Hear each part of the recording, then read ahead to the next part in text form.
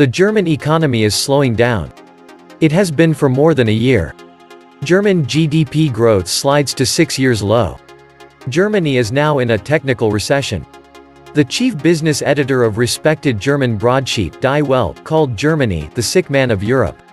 Bank of America Merrill Lynch is now tracking the recession in Germany. Their German GDP tracker has deteriorated to -0.1% quarter-on-quarter, mean that Germany is heading towards the 2 consecutive quarters of negative growth defined as a technical recession. Bank of America Merrill Lynch points to extremely weak factory orders as well as the Yellow Vests disruptions in France for the continued downturn. Britain, on the other hand, is the fastest growing European country in the G7. There are multiple reasons for this, one of which is, of course, the global economy as a whole is not doing well. The rapid slowing down of manufacturing in Europe's largest industrial hub has seriously weighed on employment, now declining for the first time in 6 years. October saw employment across the German private sector fall, even if only slightly, for the first time in 6 years. Germany has decided to cut 400,000 auto jobs in next decade as car production crashes, like Audi, Mercedes-Benz, BMW, Volkswagen, and Porsche transition to electric car sales.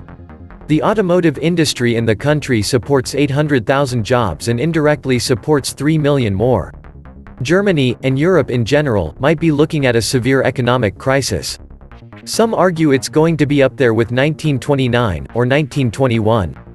Demographics are a problem for Germany, as for many other European countries. They have tried to solve these problems with immigration, but among unskilled migrants, of whom there are many, long-term unemployment is high. Demographics are hitting all the major Western countries hard. This isn't a problem that's 50 or 80 years away. Those times are the endgame. This problem is reverberating and hitting countries hard right now. Many European countries, hoping to solve demographic problems via immigration and also driven by humanitarian concerns, have ended up spending a lot of money on immigration. Germany sees migration-related spending of €78 billion through 2022, says a report. German banks are also having big problems. Deutsche Bank job cuts are the tip of the iceberg for the finance industry. And the German economy is getting into difficulties as the German industrial recession drags economy deeper into slump. In part, since Germany relies very heavily on exports, including exports to China, it's getting hit by Trump's trade war. China itself is struggling with demographic issues and with the fact that people are getting wealthier and aren't so willing to work for low wages anymore. But the real potential killer problem that some foresee has to do with debt. Greece, in particular, is able to repay its debts to German banks only because it has received 3 bailout loans. When you're paying loans off other loans, that's not good. If Greece should default, German banks will be in trouble. Some argue that the euro cannot work across such a wide area. Indeed, it probably can't work without closer European integration. That integration is proving elusive. The euro is priced ideally for Germany, and not ideally at all for Southern Europe. It doesn't look to me like the EU can survive in its current form. I think it will crumble into a series of looser agreements when even Germany has problems, that may be when things really start to go wrong. The dollar funding crisis is real and accelerating, as is the implosion of the German economy. And it's not just Germany anymore. The French PMI print was dreadful, and the whole of the composite PMI for the Eurozone staggers on contraction. What everyone needs to worry about now is the reversal against the massive move into European sovereign debt. These bond yields have defied gravity all year and cannot be sustained against a declining euro. Germany is in trouble, and with it the entire European project. The souring outlook in Germany is a clear indication the Eurozone might not see a recovery this year. Welcome to the Atlantis Report. Germany is taxing the living hell out of its people. The ones with money are leaving. And they're taking their money with them.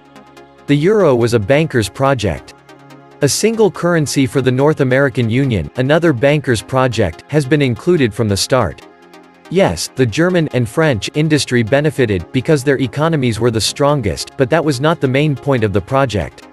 The project was to get the weaker economies like Greece to sell off state-owned assets at fire sale prices, which has happened.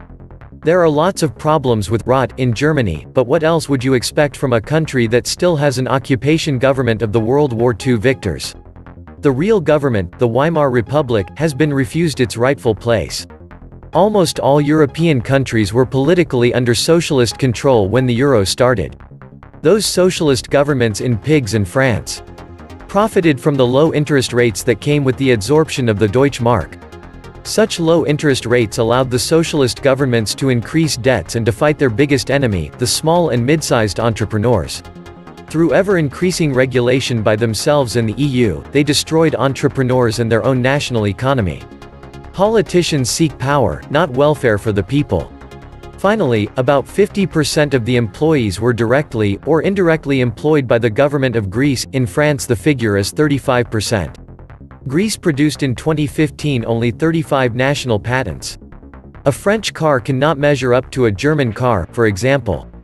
That is not necessary, because, before the euro, people may decide to spend 10,000 German marks less and drive a not-so-perfect car. But if Italy and France have to produce at the same costs, due to the euro, they need the same price, which is hard to get if the product is weaker. The Germans lost until the financial crisis because the Pigs and France adsorbed all the savings, no investments happened in Germany. Germans are the poorest people in terms of accumulated savings, real estate ownership, etc. So now the EU tries to regulate the German industry into death, so they become all equal. And yes, they will all be equally poor and diminished in Europe, because every other nation like Russia, USA, China, South Korea, India is pushing to stay competitive and create welfare. Neoclassical economics brought capitalism to its knees in the 1930s. Let's use it for globalization. This is going to be a suicide mission. Those 1920s problems have now played out globally. What Japan does in the 1980s, the US, the UK, and Eurozone do leading up to 2008, and China has done more recently. You can see debt rises much faster than GDP in the US in the 1920s as well. This is what happens when banks lend to inflate asset prices rather than activities that directly grow GDP.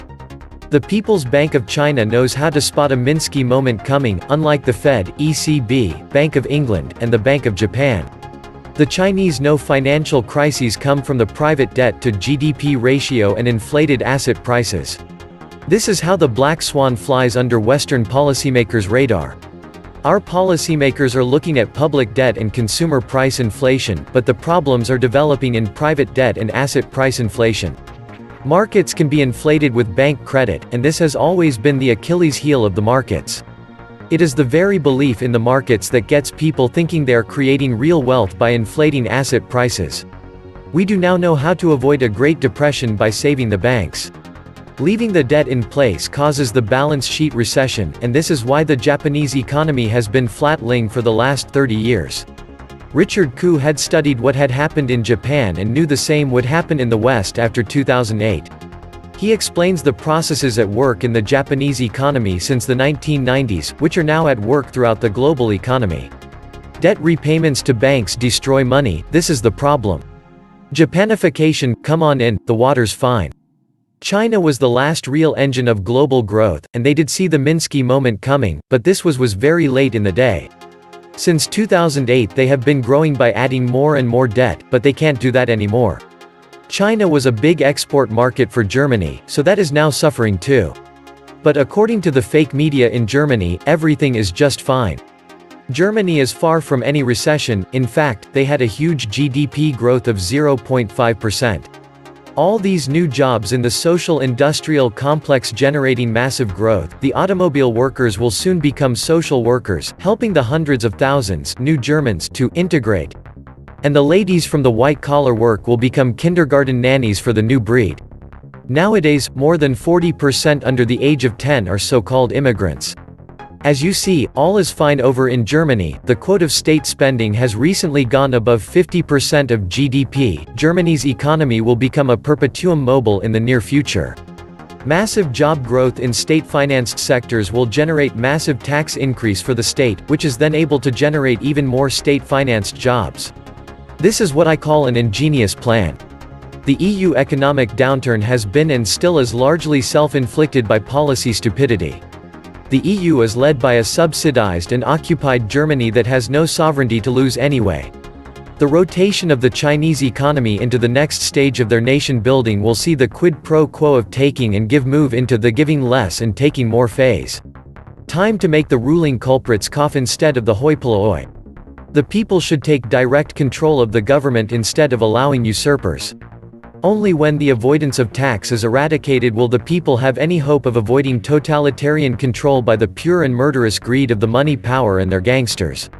Even then, they will be opposed and subverted by the hordes of usurper gangsters. The furtherance of mind control and rule by fear are totalitarian tactics that are in everyone's face, but due to being indoctrinated already, the majority are oblivious. The bottom line is that the sheep get sheared. This was the Atlantis Report. Please like, share, and subscribe. Thank you.